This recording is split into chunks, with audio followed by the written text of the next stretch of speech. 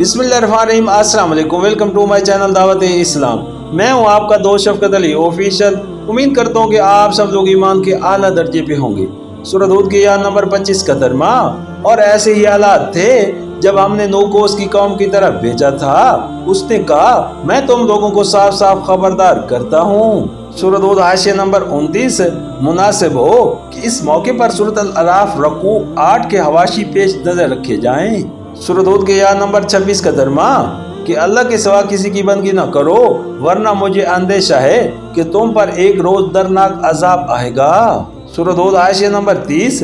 ये वही बात है जो इस सूरह के आगाज में मोहम्मद सल्लल्लाहु अलैहि वसल्लम की जबान से अदा हुई है। सूरह हूद की आयत नंबर 27 का तर्जुमा जवाब में उसकी कौम के सरदार जिन्होंने उसकी बात मानने से इनकार किया था, बोले, हमारी नजर में तो तुम इसके सिवा कुछ नहीं हो कि बस एक इंसान हो हम जैसे, और हम देख रहे हैं कि हमारी कौम में से बस उन लोगों ने हमारे यहाँ अर्जल थे बेसोचे समझे तुम्हारी पैरवी इख्तियार कर ली है, और हम कोई चीज भी ऐसी नहीं पाते जिसमें तुम लोग हमसे कुछ बड़े हुए हो, हम तो तुम्हें झूठा समझते हैं। सूरह हूद हाशिया नंबर 31।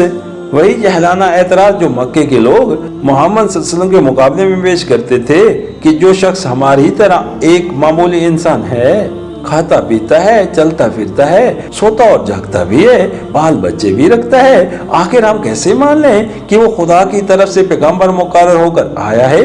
मुलाहिजा हो सूरह यासीन हाशिया नंबर 11। सूरह हूद हाशिया नंबर 32। ये वही बात है जो मक्का के बड़े लोग और ऊंचे तबके वाले नबी करीम सल्लल्लाहु अलैहि वसल्लम के मुताल्लिक कहते थे कि इनके साथ है कौन, या तो चंद सरफिरे लड़के हैं जिन्हें दुनिया का कुछ तजर्बा भी नहीं है, या कुछ गुलाम और अदना तबके के अवाम हैं जो अकल से कोरे और ज़ईफ़ुल इक़्तिदार होते हैं। मुलाहिज़ा हो सूरतुल अहनाम हाशिया नंबर 34 से 37। सूरह यूनुस हाशिया नंबर 78। सूरह यूनुस हाशिया नंबर 33। यानी ये जो तुम कहते हो कि हम पर खुदा का फजल है और उसकी रहमत है, और ये लोग खुदा के गज़ब में मुब्तला हैं जिन्होंने हमारा रास्ता इख्तियार नहीं किया है, तो उसकी कोई अलामत हमें नजर नहीं आती। फजल अगर है तो हम पर है कि हम मालो दौलत और खुदामो हाशम रखते हैं, और एक दुनिया हमारी सरदारी मान रही है। तुम टट्टर पूछे लोग आखिर किस चीज में हमसे बड़े हुए हो कि तुम्हें खुदा का चहेता समझा जाए।